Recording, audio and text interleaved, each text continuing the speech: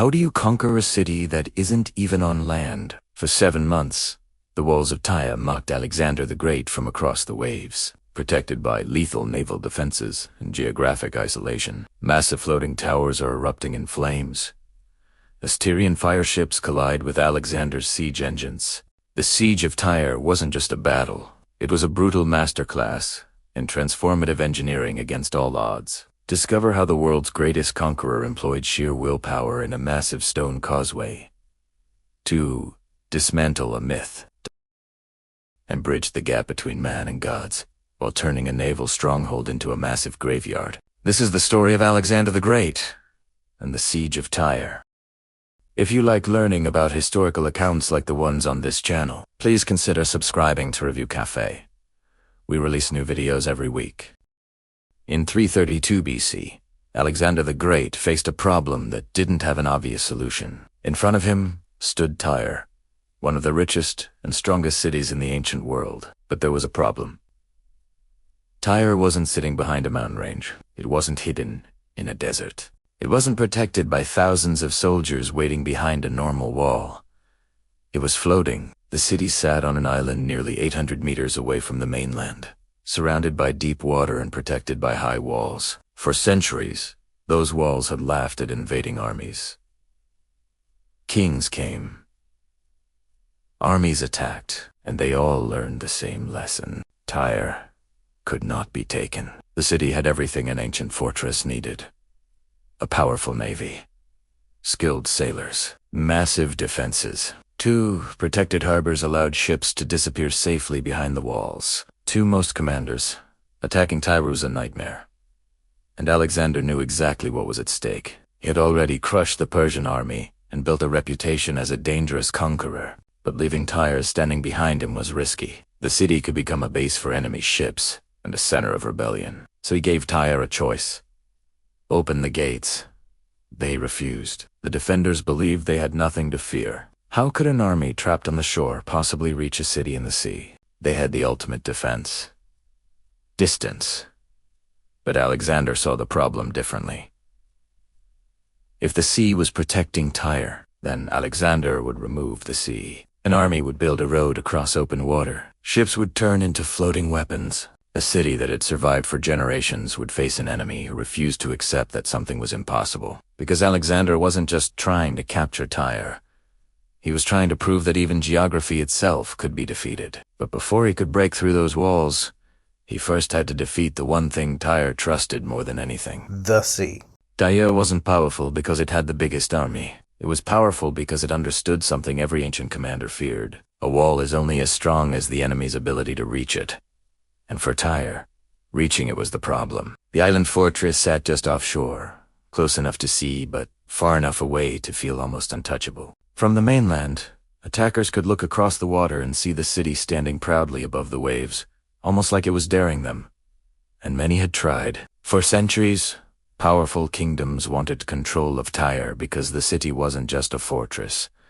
It was a center of trade. Its ships traveled across the Mediterranean, carrying goods and influence far beyond its walls.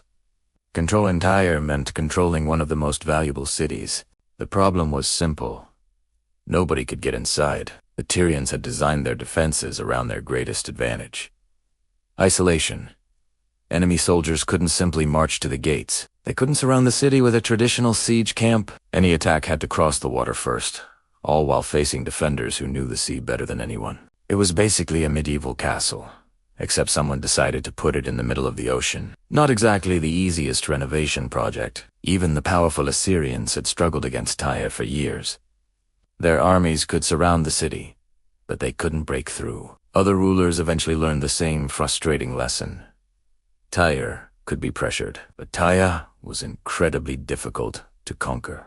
That reputation created something even stronger than stone walls: confidence.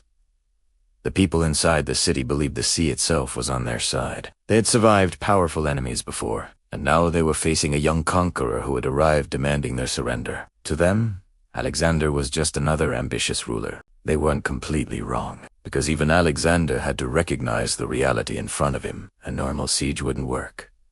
His army couldn't climb those walls from the water. His soldiers couldn't surround the island completely. Without a fleet powerful enough to challenge Tyre's navy, every attempt could be destroyed before it even began.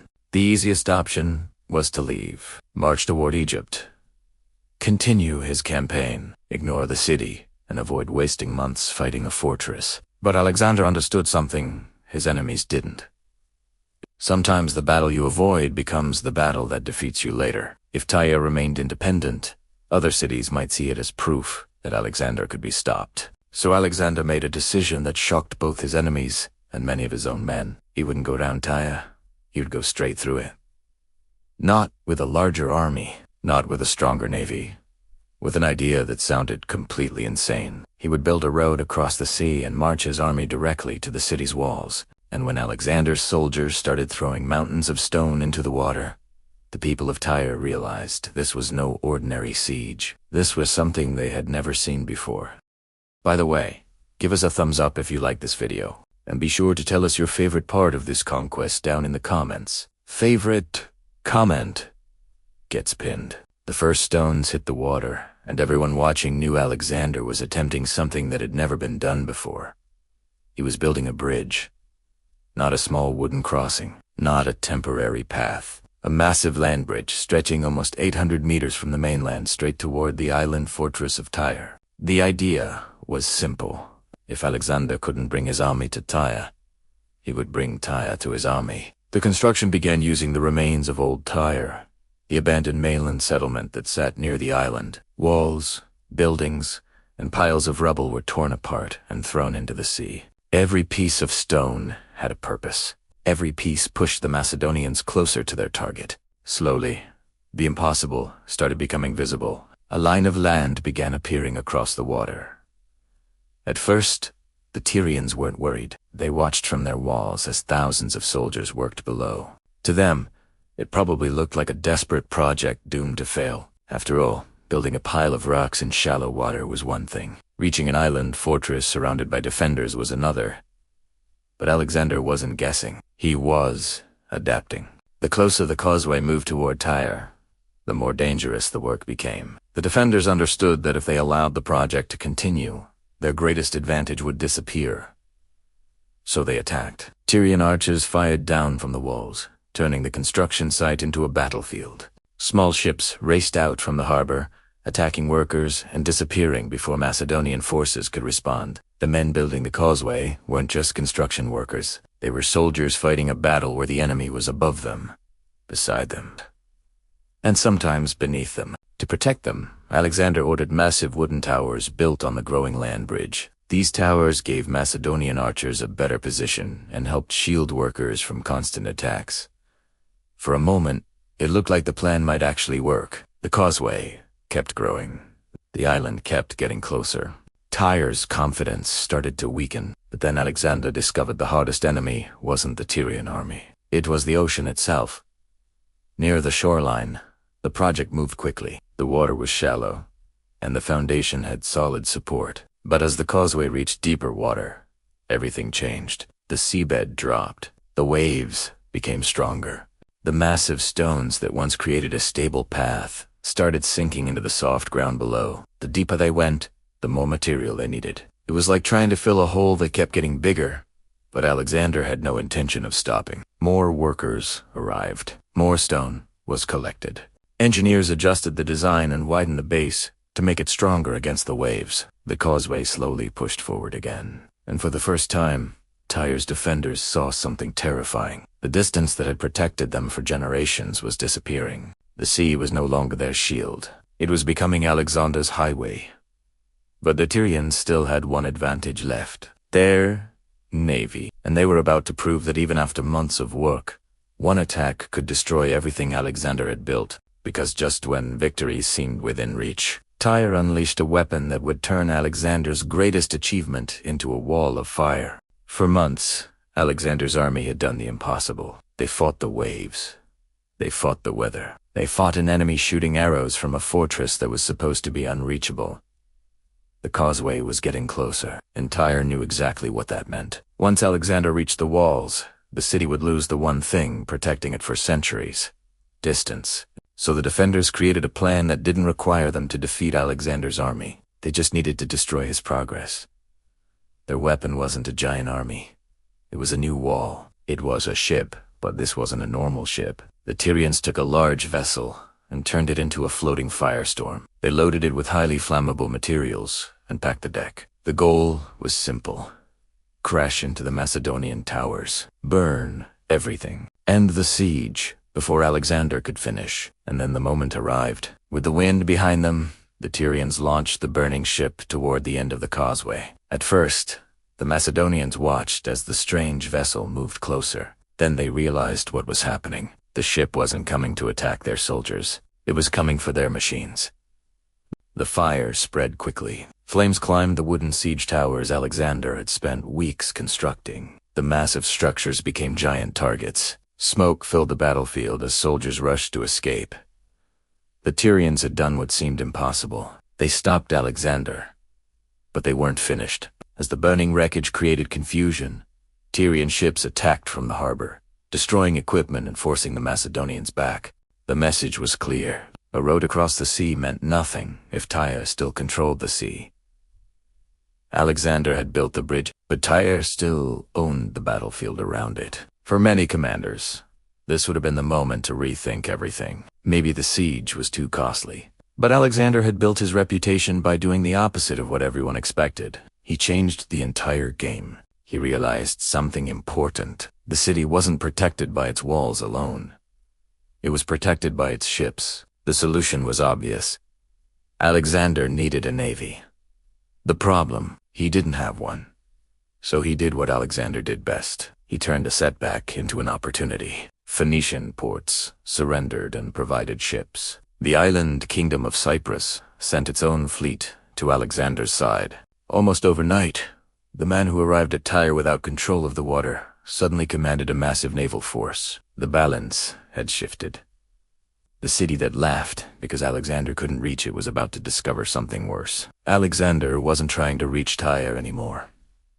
He was surrounding it, and once Tyre lost control of the waves, its greatest defense became the trap that would finally bring it down.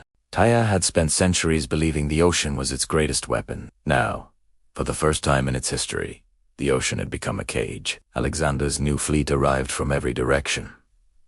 Ships from Phoenicia, ships from Cyprus, vessels taken from cities that had decided resisting him was no longer worth the risk. The same sea that once protected Tyre was now filled with Alexander's forces. The defenders suddenly faced a nightmare situation. Their island was surrounded.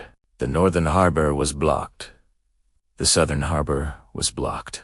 Their ships could no longer move freely without running straight into an enemy fleet waiting outside. Tyre had always survived because it could control the battle. Now Alexander was controlling everything, but surrounding the city was only the beginning. The walls were still standing, and those walls were exactly what had stopped every enemy before him. So Alexander brought in weapons designed specifically for the job. His engineers began creating massive siege machines that could attack from the water itself. Ships carried huge battering rams toward the walls, allowing Macedonian forces to strike from a position Tyre never expected. The city had prepared for an army attacking from land. It wasn't prepared for an entire battlefield to appear outside its front door. Giant catapults were also mounted on ships and the causeway, launching heavy stones and projectiles into the defenses. The constant attacks forced Tyrian soldiers to spread themselves thin. Everywhere they looked, there was another threat, but Tyre wasn't giving up. Its defenders fought with the same confidence that had protected them for generations.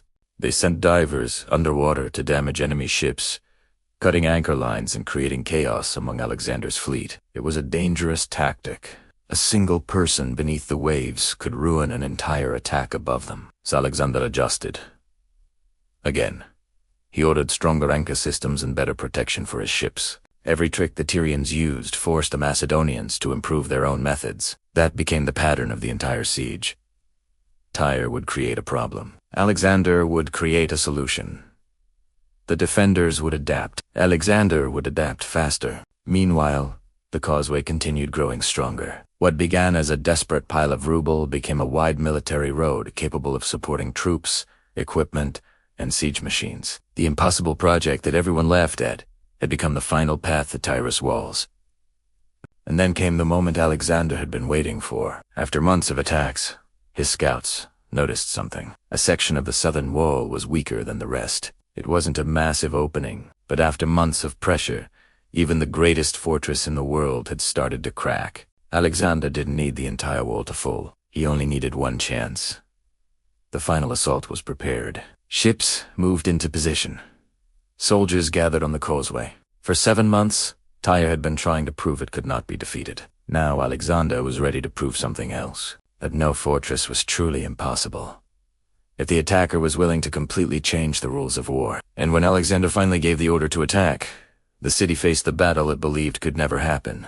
The final attack on Tyre was not a single strike. It was a carefully planned assault from every direction. Alexander knew the city had survived because it had always been able to focus on one enemy at a time.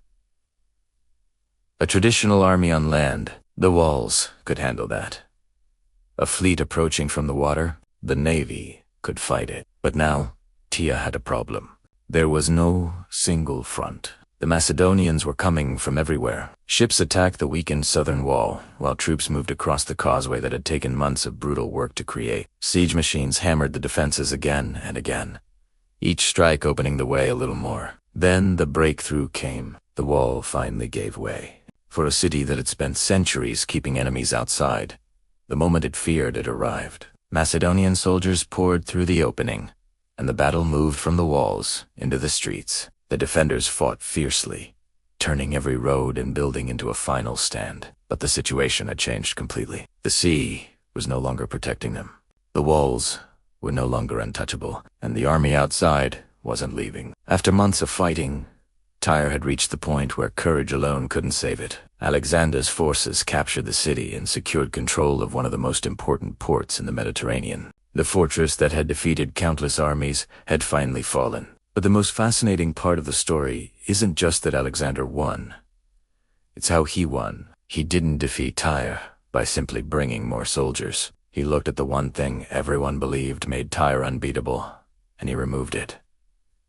The sea. Alexander turned a natural barrier into a construction project. He transformed Rubel from an old city into a road across the water. That is what made the Siege of Tyre so different from ordinary battles. It wasn't just a contest between armies. It was a battle between an idea and a limitation. Tyre believed geography made it safe forever. Alexander believed geography was just another problem waiting to be solved, and history would prove him right. The causeway he built didn't disappear after the battle. Over hundreds of years, waves carried sand and sediment toward the structure, slowly expanding the connection. More than 2,300 years later, the place that once stood as an island fortress remains connected to the shore because of a decision made by a conqueror. The Siege of Tyre became one of history's greatest examples of engineering, determination, and adaptation. Because Alexander didn't just conquer a city, he changed the battlefield so completely that even the sea had to give way. Alexander's greatest weapon was realizing that the water was never the enemy. It was simply another obstacle waiting for him to cross. If you like learning about historical accounts like the ones on this channel, please consider subscribing to Review Cafe. We release new videos every week. If you stuck with us all the way to the end, thanks for watching. Don't forget to subscribe to Review Cafe. See you next week. By the way, give us a thumbs up if you like this video, and be sure to tell us your favorite part of this conquest down in the comments. Favorite comment gets pinned.